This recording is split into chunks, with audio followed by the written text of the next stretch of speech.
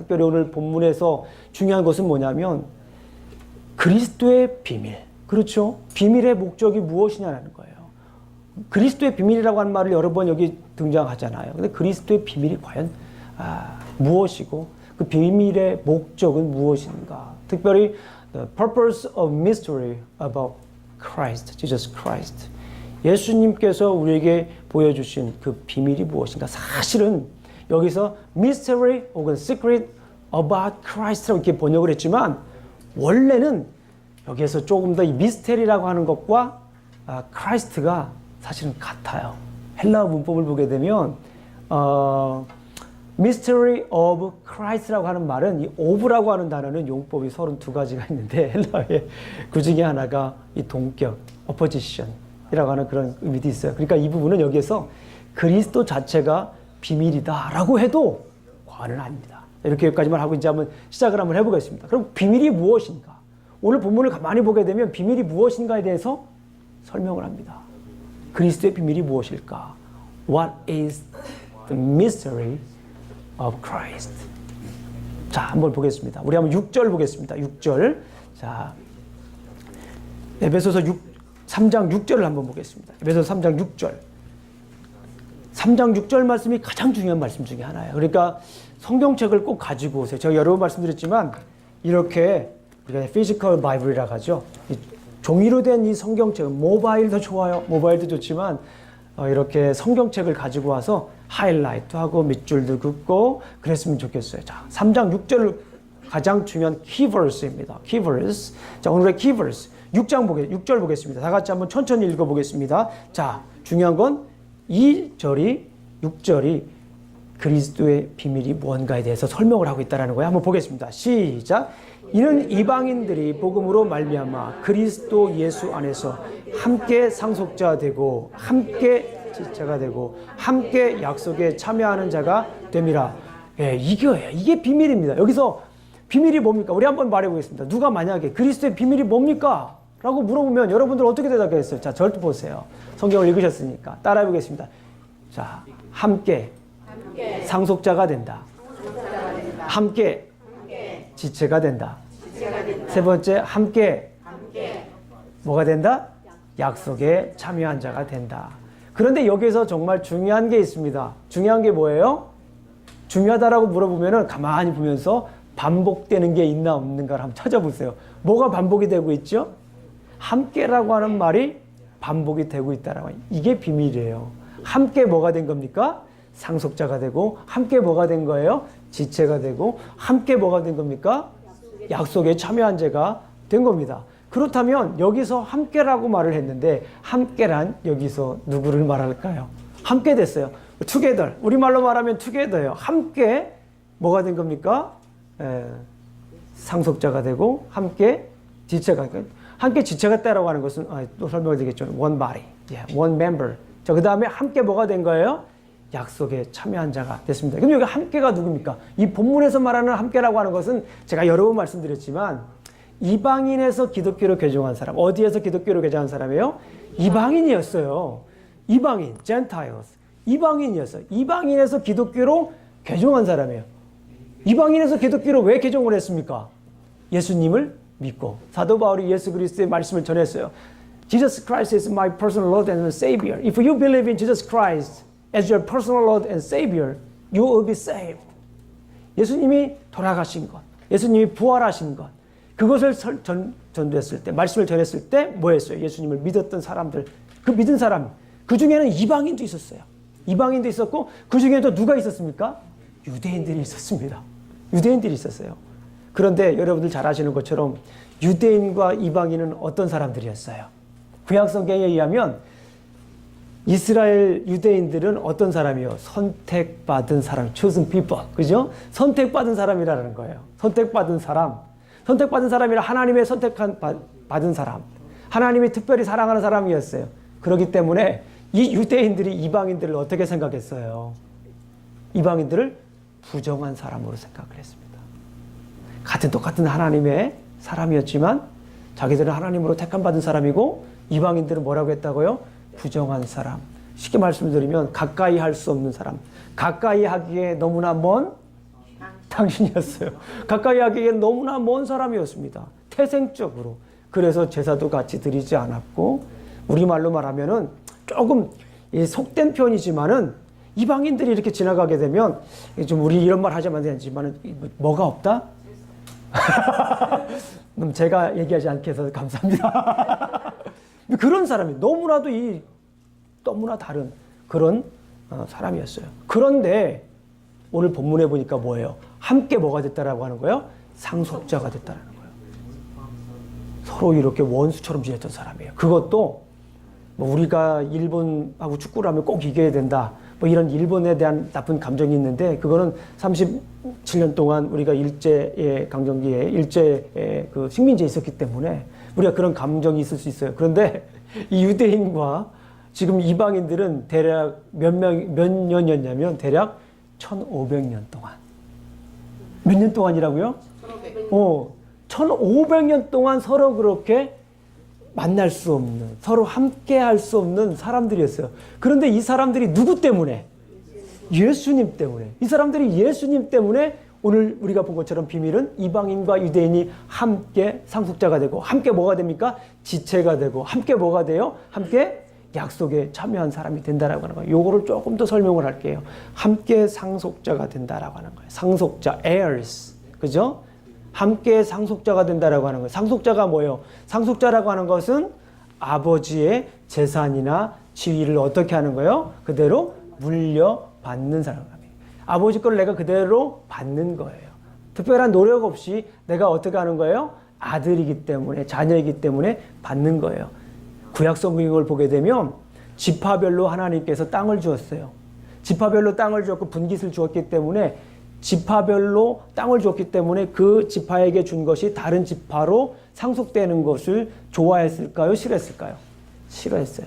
같은 유대인 가운데서도 자기 지파, 하나님께서 주신 그 분깃을, 땅을 그대로 상속하기를 원했던 게 유대인들입니다. 얼마나 놀라워요? 그런데 이 우리가 잘 아는 것처럼 이 땅을 상속하기 위해서 가장 첫 번째 대상인 사람은 장남이에요. 장남이 없으면 어떻게 해요? 아들이에요. 아들이 없으면 어떻게 해요? 딸입니다. 딸이 없으면 어떻게 해요? 예? 옆에 있는 그 형제, 자식이 없으면은 심지어 남편의 형제에게 다시 결혼을 해가지고 그 땅을 이어가게 했어요. 이 정도로 유대인들은, 그래서 우리가 잘 아는 것처럼 룻기를 보게 되면 무슨 제도가 있어요? 고엘 제도가 있잖아요. 기업을 물을 자가 있는 거예요. 아무구나 그렇게 자기의 기업을 상속받을 수가 없는 게 유대인들의 전통이었습니다. 그런데 오늘 본문을 보니까 이런 전통의 혁명적인 사건이 일어나는 거예요. 예수님이 이 땅에 오셔서 우리를 위해 돌아가시고 부활하신 사건 이후로 이 상속자, inheritance or heirs, 이것에 대한 혁명적인 사건이 일어납니다. 과거 하나님께서 지파별로 주신 상속에 대한 의무가 완전히 무너지게 되는 거예요. 자, 동일하게 함께 상속자가 되었다라고 하는 것입니다. 이 얘기를 듣고서 아마도 유대인들은 그런 생각을 했을지도 몰라요. 당시 유대인들. 누구라고요? 유대인들은 모욕적이다. 뭐라고요? 모욕적인 사건이에요. 1500년 동안 하나님께서 우리에게 주신 사건 그대로 물려온 거예요. 지파별로 그렇게 지켜왔어요. 목숨을 걸고서 지파별로 그 주신 하나님의 선물을 지켜왔단 말이에요. 이방인들을 대상으로. 더 나아가서는 같은 유대인들을 대상으로도 그렇게 그거를 상속을 지켜왔는데, 예수 그리스도가 이 땅에 오셔가지고 우리가 함께 투게더, 그죠? 함께 그거를 상속받는다고 하는 거예요. 유대인들에게는 치욕적인 사건이에요. 유대인들에게는 뭐예요? 모욕적인 사건이 될 수도 있었습니다. 그런데 그럼에도 불구하고 같은 상속자가 되었다라는 거예요. 자, 우리 한번 성경 찾아보겠습니다. 갈라디아서 3장 29절. 예배소서 바로 전이니까 찾기 쉬울 거예요. 갈라디아서 3장 28, 29절. 이 성경 말씀도 너무 중요한 말씀이니까 우리 한번 밑줄을 그어도 좋겠습니다. 갈라디아서 3장 28, 29절입니다.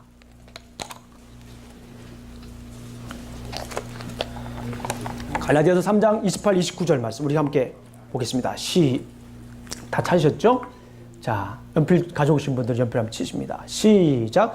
너희는 유대인이나 헬라인이나 종이나 자유인이나 남자나 여자나 다 그리스도 예수 안에서 하나가, 와, 예수 그리스도 안에서 뭐가 되는 거예요? 하나가 되고. 자, 그러면서 29절 읽어보겠습니다. 시작.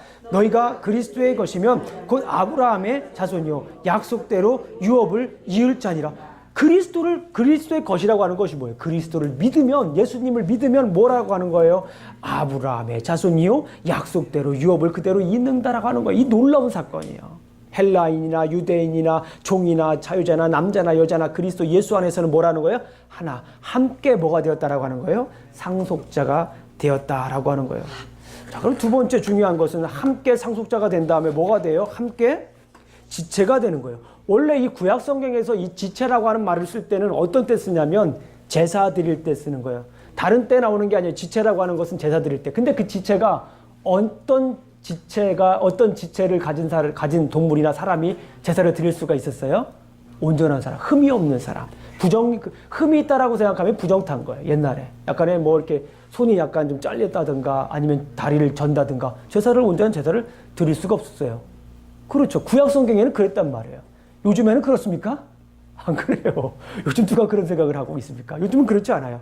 자, 그런데 이것이 신약 성경으로 넘어오면서 이 지체라고 하는 말을 쓸 때에는 어떤 때 쓰이냐면은 같은 몸에 속한 존재, 같은 몸에 속한 존재를 얘기를 할 때 얘기를 합니다. 그리고 더 중요한 것은 여기서 얘기하는 이 지체라고 할 때 하는 것은 여기서 지체, 몸, 우리 에베소서 3장 우리 6절에서 말하는 이 지체 몸을 얘기를 할 때는 그리스도의 몸으로 무엇을 얘기를 할까요? 교회를 얘기를 합니다. 함께 지체가 됐다라고 하는 것은 한 몸이 되었다라고 하는 거예요.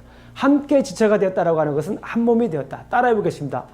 함께 지체가 되었다는 것은 한 몸이 되었다라는 것이다. 그런데 한 몸이 되었다라고 하는 것의 의미가 뭐냐면 이게 정말 중요한 말씀이에요. 이게 예배소서에서 말하는 정말 중요한 교회론입니다. 이게 뭐냐면 함께 지체가 되었다라고 하는 것은 한 몸이 되었다라고 하는 거예요. 한 몸이 되었다라고 하는데 에베소서에서 우리가 새벽 예배에서 계속 살펴봤지만 한 몸, 한 지체 이런 걸 얘기를 할 때 무엇을 얘기하냐면 교회를 얘기하는 거예요. 무엇을 얘기합니까? 교회를 얘기를 하는 거예요. 우리가 한 지체가 되었다라고 하는 것은 한 몸이 되었다라고 하는 것이고 한 지체가 되었다라고 하는 것은 한 몸이 되었다라고 하는 것은 한 교회가 되었다. 한 성도가 되었다라고 이렇게 말씀을 드릴 수가 있습니다. 구약 시대에는 가까이 하기에 너무나 먼 당신이었던 오히려 흠이 있는 지체로 생각되었던 이방인들. 이방인들은 흠이 있는 부정한 지체였어, 이방인. 당시에는. 그러나 그 이방인들이 그리스도의 몸이 된다라고 하는 것 역시 또한 혁명적인 사건입니다. 결국 사도 바울은 지체의 비유를 통해서 그리스도 안에서 이방인과 함께 혹은 동일하게 그리스도의 몸, 즉 교회를 이루는 그 비밀을 강조하고 있는 것입니다. 자, 그리고 마지막으로 한 지체 다음에 또 무엇이 있습니까? 함께 뭐가 됐습니까? 함께 약속에 참여한 자가 되었어요. 자, 약속이라고 하면 딱 떠올릴 게 우리가 있어요. 약속하면 언약이에요, 언약. 따라해 보겠습니다. 약속은 언약이다. 언약인데 이 언약은 제가 뭐 성경을 강의하거나 사무엘서 얘기하거나 다른 성경 공부할 때 여러 번 말씀을 드렸습니다. 이 언약의 기본은 누굽니까? 아브라함이에요. 아브라함과 맺은 언약이 뭐가 되는 거예요? 언약의 초석이 되는 겁니다. 근데 아브라함에게 언약을 맺을 때 어떤 언약을 맺었냐면 너는 복의 근원이 될 것이다. 창세기서 12장 1절부터 3절을 보게 되면 너는 복의 근원이 될 것이다 라고 말씀했어요. 근데 여기서 참 중요한 게 있어요. 이 복이라고 하는 것은요, 받는 게 아닙니다. 히브리어적 개념으로 보게 되면 이 복, 아쉐르라고 하는 히브리어를 보게 되면 복은 받는 게 아니에요. 자, 따라해 보겠습니다. 복은 받는 게 아니다. 제 개인적인 생각이 아니라 히브리 원어적인 의미를 보게 되면 그래요. 히브리 원어적을 보게 되면 복은 받는 게 아니라 복은 되어지는 것이다. 따라해 보겠습니다. 시작. 복은 되어지는 것이다. 복은 내가 되어지는 거예요. 내가 이게 되는 거예요. 복은 그냥 단순히 받는 게 아닙니다. 내가 입 벌리고 있으면 그냥 뚝 떨어지는 게 복이 아니에요. 복은 뭐 하는 거예요?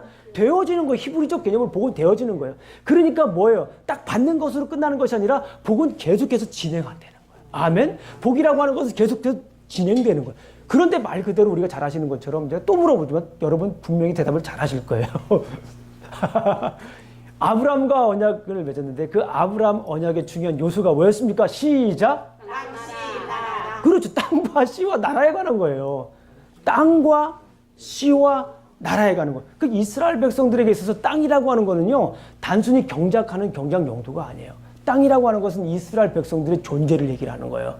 이스라엘 백성들의 정체성을 얘기를 하는 거예요. 왜 그러냐면 하나님께서 주신 선물, 하나님께서 주신 언약의 기본이기 때문에 그래요. 땅을 잊어버리면, 이스라엘 백성들에게서 땅을 잊어버린다라고 하는 것은 단순히 내가 배고프겠다, 내 재산이 없어지겠다, 아이고 내 팔자가 아니에요. 적어도 이스라엘 백성들에게서 땅을 잃었다라고 하는 것은 내가 뭘 잃었다라고 하는 거예요? 하나님을 잃은 거예요. 그래서 약속의 땅으로 그렇게 이스라엘 백성들이 프라미스랜드 가나안으로 갔잖아요. 하나님께서 주신 약속의 땅이었어요. 그게 무슨 땅입니까? 그냥 보통 땅이라고 안 하잖아요. 무슨 땅이라고 해요? 프라미스랜드. 약속의 땅이라고 하는 거잖아요. 하나님이 약속의 땅으로 그걸 보였어요. 그런데 오죽했으면 이스라엘 백성들이 거기에서 하나님 말씀대로 살지 않았어요. 오죽했으면 하나님께서 어떻게 했어요? 그 땅에서 어떻게 했습니까? 쫓아낸 거예요. 그게 뭐예요? 이스라엘 백성들이 결국에는 그 땅에서 포로로 끌려나가는 거예요. 바벨론으로 포로로 끌려나가는 거예요. 그거는 단순히 그냥 정치적으로 힘이 없어서 무능한 왕이기 때문에 그런 게 아니라 하나님께서 이스라엘 백성들을 땅에서 끄집어내서 다른 데로 내쫓는 거예요. 그건 대단한 거예요. 이스라엘 백성들에게. 단순히 나라를 잃는 소름이 아니라 하나님은 우리를 뭐 했다? 버렸다라고까지 생각할 수 있는 거예요. 그만큼 이 땅이라고 하는 게 중요해요. 땅, 씨, 나라. 씨라고 하는 건 뭐예요? 이스라엘 백성들이 계속해서 많아지는 거예요. 예? 언약 백성으로서 많아지는 거예요. 그렇죠? 계속해서 성경에는 그거를 집중적으로, 이 시간에 제가 다 말씀드릴 수 없지만 성경에서 집중적으로 보되 대표적인 게 민수기입니다. 민수기 1장을 보게 되면 어떻게 해요? 거기에서 어떻게 해요? 백성을 세잖아요. 백성을 세는데 너무 감격적인 거예요. 지파별로 백성을 셉니다. 가나안 땅에 기근이 들어가지고 애굽 땅으로 피난을 갔을 때 몇 명 갔어요? 출애굽기 1장을 보니까 70명 갔습니다. 70명 갔던 사람이 애굽에서 나와가지고 이제 광야를 지나서 다시 프라미스랜드로 약속의 땅으로 가려고 할 때 거기에서 민수기 1장에서 백성들을 셉니다. 그런데 이게 난리가 난 거예요. 지파별로. 우리는 그 민수기 1장을 읽으면서 유다 지파는 몇 명이요, 루벤 지파는 몇 명이요, 시몬 지파는 몇 명이요 이렇게 할 때 아우 또 나와 인구조사 지루하다 그럴 수 있지만 이스라엘 백성들은 거기서 뭘 합니까? 감격적인 거예요. 70명 내려왔는데 지파 어느 한 지파가 다 보니까 막 60만 명이 넘는 거예요. 감격하는 거예요. 그러면 그 씨에 대한 약속도 굉장히 큰 겁니다. 하나님께서 그런 약속을 이스라엘 백성들에게 주었는데, 그리고 나라에 관한 약속을 주잖아요. 나라에 관한 약속을 주었는데 무엇입니까? 처음에는 그냥 이스라엘 백성들이 뭐 부족이었어요. 그런데 다윗 언약에 가보니까 그게 무엇이 됩니까? 다이너스티, 왕조가 되는 거예요. 왕조가 되는 그런 놀라운 약속이 계속해서 성취되는 거예요. 그래서 이 약속이 아브라함 언약, 또 그 다음에 무슨 언약이 있어요? 모세 언약, 그 다음에 무슨 언약이 있어요? 다윗 언약, 그 다음에 무슨 언약이 있어요? 새 언약, 에레미야 31장부터 31절부터 34절까지 이 언약들이 구약 성경에 굵직굵직한 이런 언약 속을 통해서 하나님이 어떻게 이스라엘 백성들을 사랑하는가, 약속을 지키는가를 그대로 보여주고 있어요. 그래서 이스라엘 백성들이 얼마나 자기 자신들을 기쁘게 생각했을까요? 비록 포로였을지라도 하나님이 그렇게 약속과 일을 이루실 거라고 하는 것을 굳게 믿고 살아왔던 사람들이에요. 대부분 1500년, 2000년 동안 그렇게 살고 있었는데 자기들 것이었어요. 그 약속은 자기들 것이었어요. 그런데 오늘 본문에서 얘기하는 게 함께 뭐가 됐다고 그래요? 함께 약속에 참여한 사람이라고 그러는 거예요. 누구 때문에? 예수 그리스도 때문에 함께 참여한 것이라고 얘기를 합니다. 누가복음 22장 20절을 보게 되면 예수님이 이런 말씀을 하십니다.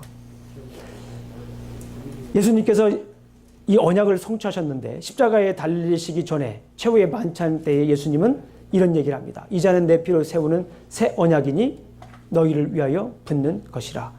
예수 그리스도께서 어떻게 하십니까? 그 언약을, 구약 성경에 나와 있던 그 언약들을 어떻게 하십니까? 성취하셨습니다. 그런데 함께 이런 약속에 참여했다라는 거예요. 자, 그런데 이 부분은 제가 좀 빨리 할게요. 자, 이것이 비밀입니다. 비밀인데 이 비밀을 보여주신 목적이 무엇이냐면 우리 한번 보겠습니다. 악한 영들에게 하나님의 지혜를 알게 하게 한 것입니다. 우리 한번 10절 읽어보겠습니다. 오늘 3장 10절 말씀을 읽어보겠습니다. 3장 10절 말씀 우리 함께 읽어볼게요. 자, 3장 10절 말씀 읽어봅니다. 시작. 이는 이제 교회로 말미암아 하늘에 있는 통치자들과 권세자들에게 하나님의 각종 지혜를 알게 하려 하십니다. 하나님께서 이렇게 비밀로 보여주신 것은 무엇입니까? 악한 영들에게 하나님의 지혜를 뭐하기 위한 거예요? 알려주기 위한 거예요. 여기서 악한 영들이라고 하는 것은 무엇입니까? 하늘에 존재하는 영적 존재들을 가리키는데 현실적으로 지상의 정치적, 경제적, 문화적, 사회적 구조들에게 악영향을 끼치는 그 영적 세력들을 얘기를 합니다.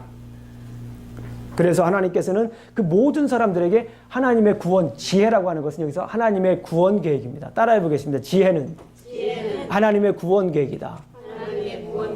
하나님의 구원 계획을 이렇게 보여주십니다. 모든 백성들에게 하나님의 구원 계획을 보여주셔요. 그 다음에 두 번째 우리 한번 보겠습니다. 구원 계획의 영원성. 시작. 우리 한번 11절을 한번 읽어보겠습니다. 11절 말씀 한번 보겠습니다. 11절 시작. 곧 영원부터 우리 주 그리스도 예수 안에서 예정하신 뜻대로 하신 것이라. 영원부터예요. 여기서 강조하고자 하는 것이 무엇이냐면 영원부터예요. 하나님의 영원성을 얘기를 하는 거예요.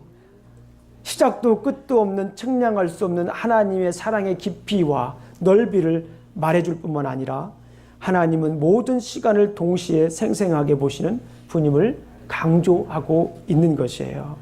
God sees all time equally and vividly.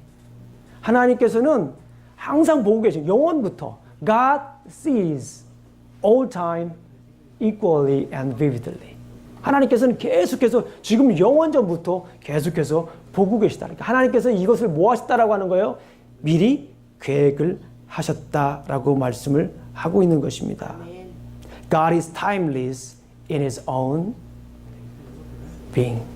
하나님은 시간을 초월하신 분이에요.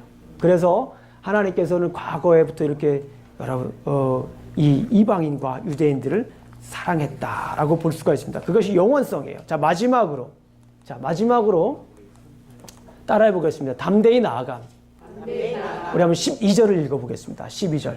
자, 비밀의 목적, 담대히 나가기 위해서 그런 것입니다. 자, 12절 한번 보겠습니다. 12절 시작. 우리가 그 안에서 그를 믿음으로 말미암아 담대함과 확신을 가지고 하나님께 나아감을 얻느니라. 아멘.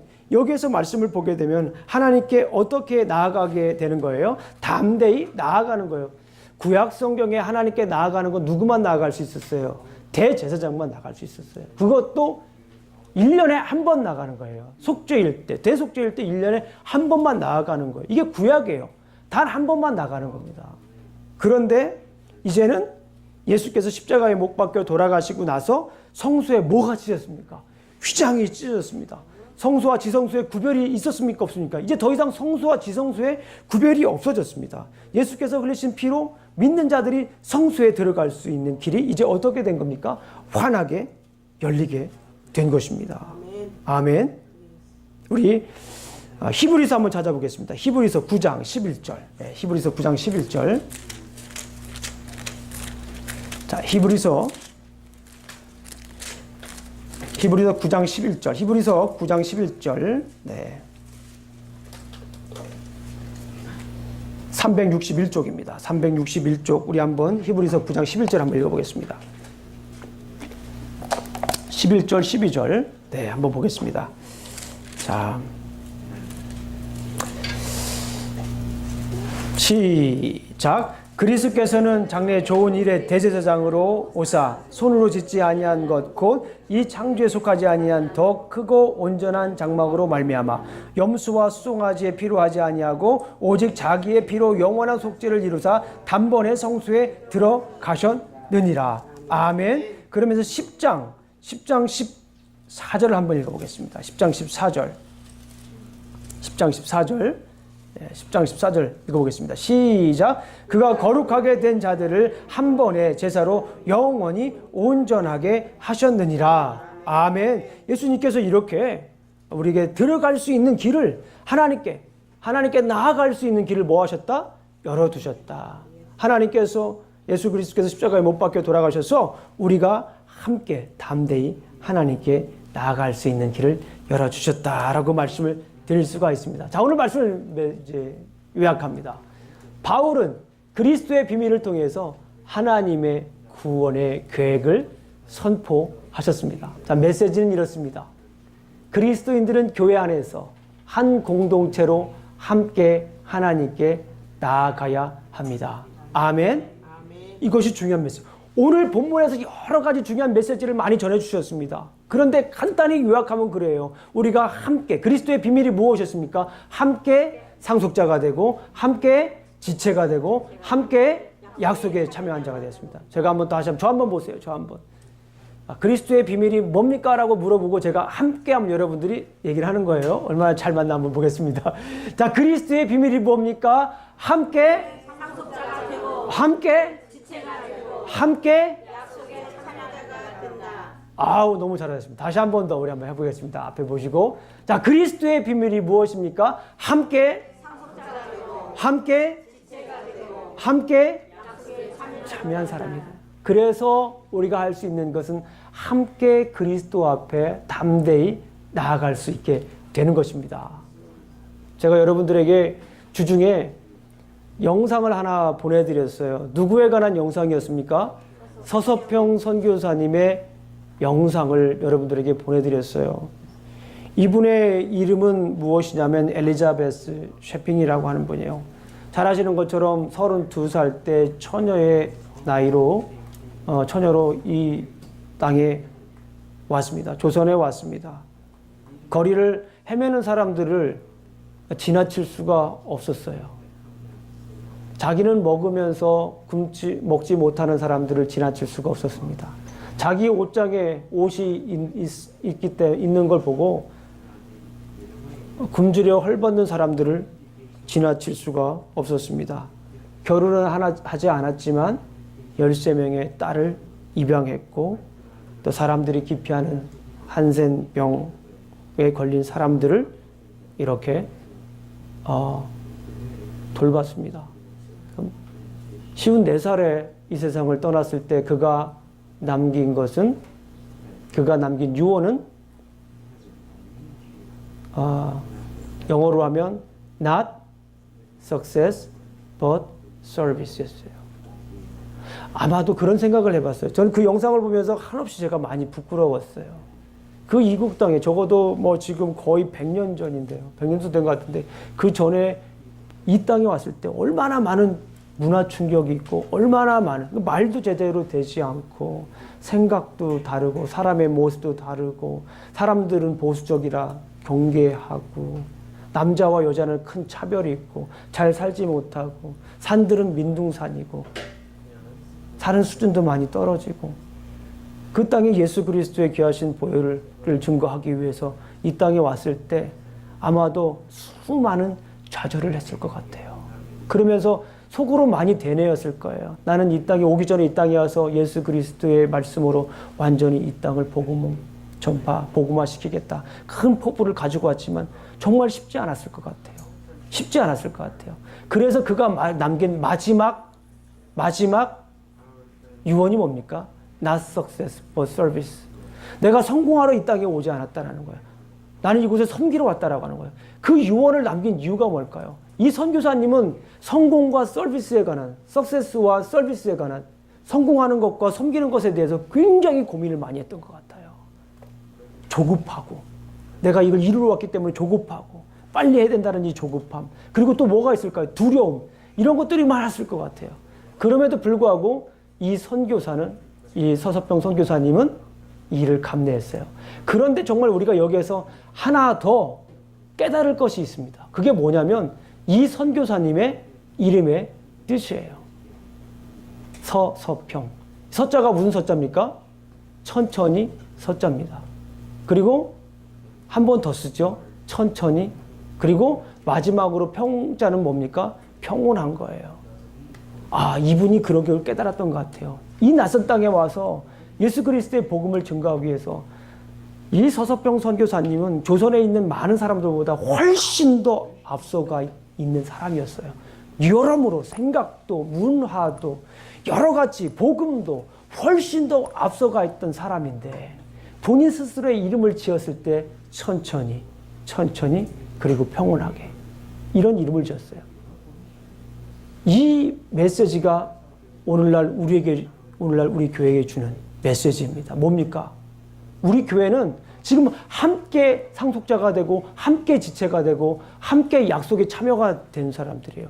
그런데 이 함께 상속자이고 함께 지체이고 함께 약속에 참여한 사람들이 어떻게 해야 됩니까? 함께 그리스도께 어떻게 나아가야 돼요? 담대히 나아가야 되는 거예요. 누구 혼자 먼저 나가면 함께 갈 수가 없는 거예요. 함께 상속자 되고 함께 지체되고 함께 약속에 참여한 사람이기 때문에 우리가 어떻게 가야 돼요? 함께 하나님께 나아가야 돼요. 이게 우리 교회. 그래야 우리 교회가 될 수가 있는 거예요. 함께 나아가야 돼요. 우리가 신앙생활 하다 보게 되면 앞에 일을 보는 분들이 많이 있어요. 정말 멋진 분들이죠. 선구자 같은 분들이 많이 있습니다. 뛰어난 분들이 많이 있어요. 그럼에도 불구하고 우리는 어떻게 해야 됩니까? 함께 가야 돼요. 먼저 갔는데. 그러니까 우리가 함께 가기 위해서는 우리가 어떻게 해야 됩니까? 천천히 가야 돼요. 따라해 보겠습니다. 함께 가기 위해서 천천히 가야 된다. 그래서 제가 처음에 우리 성도님들한테 비전 나눔터라면서 제 목회 철학을 얘기를 할 때 그런 얘기를 했어요. 우리 교회는 소통하는 교회입니다. 소통하는 교회가 되기 위해서 우리가 어떻게 해야 될까요? 천천히 가야 됩니다. 이래도 되나 싶을 정도로 천천히 가야 됩니다. 왜 그렇습니까? 앞에 가 있는 분이 먼저 가서 기다려줘야 돼요. 그래야 함께 갈 수가 있어요. 앞에 간 분이 따라오라고 이렇게 왜 안 따라오냐고 종용하면 따라옵니까? 안 따라옵니까? 따라오잖아요. 대부분의 목사님들이 그래서 시행착오를 하는 것 같아요. 제 생각에. 목사님들이 얼마나 많은 생각들을 가지고 있어요? 얼마나 기발한 아이디어를 많이 가지고 있어요? 세미나 가면 좋은 게 많잖아요. 얼마나 많은 것들이 있어요. 가가지고 거기 앞에 가서 막 오라고 막 얘기하면 옵니까? 오지 않습니까? 오지 않아요. 올 수가 없죠. 어떻게 갑니까? 안 가본 길을. 그래서 중요한 건 뭐냐면 먼저 간 사람들이 함께 갈 수 있도록 기다려줘야 돼요. 그래서 서석병 선교사님도 얼마나 앞서가 있었어요. 그 오래전에 얼마나 하고 싶은 게 많았었겠어요. 그리고 그 내적으로 얼마나 그런 갈등이 심했는가를 알 수가 있어요. 그러니까 오죽하면 본인의 이름을 뭐라고 했어요? 서서평, 천천히, 그리고 평온하게. 하나님의 우리는 그리스도 안에서, 교회 안에서 한 공동체를 이루었기 때문에 함께 나아가야 될 줄로 믿습니다. 함께 나아가는데 중요한 건 뭐예요? 제가 썼죠. 같은 박자로 천천히 함께 걷자. 하트비트가 맞아야 돼요. 그래서 박동수가 같은 사람을 만난다라고 하면 참으로 어렵고 힘든 거예요. 그러나 내 박동수에 따라오지 않는다고 해서 그 사람이 나보다 못한 사람도 아니고, 내 박동수를 이해하지 못한다고 해서 그 사람이 더 열정이 없는 사람도 아닙니다. 우리는 그리스도 안에서 함께 상속자가 됐고, 그리스도 안에서 함께 지체가 됐고, 그리스도 안에서 함께 약속에 참여한 사람이기 때문에 우리는 어떻게 해야 돼요? 함께 하나님께 나아가야 됩니다. 그래서 이게 진정한 뭐가 되는 거예요? 한 공동체, 교회가 되는 거예요. 에베소서 1장을 보게 되면 참으로 놀라운 일이 있습니다. 거기를 보게 되면 1장 3절부터 14절까지 그리스도 안에서라고 하는 말이 13번 이상 등장을 해요. 그래서 그리스도 안에 있는 것이 그만큼 중요하다라고 하는 것을 강조하고 있습니다. 그런데 제가 다시 한번 에베소서 1장 3절부터 14절까지 읽어보니까 거기에 중요한 단어가 나와 있어요. 그 단어가 뭐냐면 우리라고 하는 단어예요. 무슨 단어라고요? 우리라고 하는 단어예요. 우리라고 하는 단어가 계속적으로 반복이 되고 있어요. 우리. 에베소 교회는 이렇게 가만히 볼 때 굉장히 평온한 교회입니다. 문제가 없는 교회처럼 보여요. 에베소 교회는 문제가 없는 교회처럼 보여요. 그러나 그 속내를 보게 되면 이방인에서 기독교로 개종하고 유대교에서 기독교로 개종한 사람들 간에 서로의 그런 괴리감들이 있었어요. 그래서 사도 바울은 이 에베소 교회를 통하여 강조하는 것이 뭡니까? 우리, 그리고 함께 상속자 되고 함께 지체되고 함께 약속에 참여한 것이라고 하는 것을 강조합니다. 이것이 뭐예요? 그리스도의 비밀입니다. 그래서 우리 그 비밀에 따라서 우리 침례교회를 우리가 이루었잖아요. 어스틴 침례교회가 되었잖아요. 그래서 우리가 어떻게 해야 됩니까? 같은 박자로 협력하여서 뭐를 이루어야 됩니까? 선을 이루어야 되는 거예요. 같은 박자로 기다려줘야 돼요. 기다린다라고 하는 것이 결코 손해보는 일은 아닙니다. 그만한 충분한 뭐가 있어요? 가치가 있어야 됩니다. 우리 기다려야 돼요. 기다려서 어떻게 됩니까? 함께 가야 돼요. 쫓아오지 못하거나 함께 가지 못한 사람들 이렇게 감싸주면서 함께 가야 돼요. 이게 진정한 교회입니다. 따라해 보겠습니다. 같은 박자로 천천히 함께 걷자. 다시 한 번 더 합니다. 같은 박자로 천천히 함께 걷자. 기도하시겠습니다. 아버지 하나님 감사합니다. 오늘도 이렇게 또 말씀을 나누었습니다. 에베소 교회에 향한 하나님의 말씀, 오늘 어스틴 우리 침례교회, 우리 교회를 향한 하나님의 말씀인 줄로 믿습니다. 우리가 그리스도 안에서 한 공동체를 이루었음을 감사합니다. 주님의 은혜인 것을 우리가 압니다. 한 공동체를 이루었으니 우리가 함께 천천히 걸어갈 수 있도록 주님 지켜 주시옵소서. 예수님 이름으로 기도합니다. 아멘.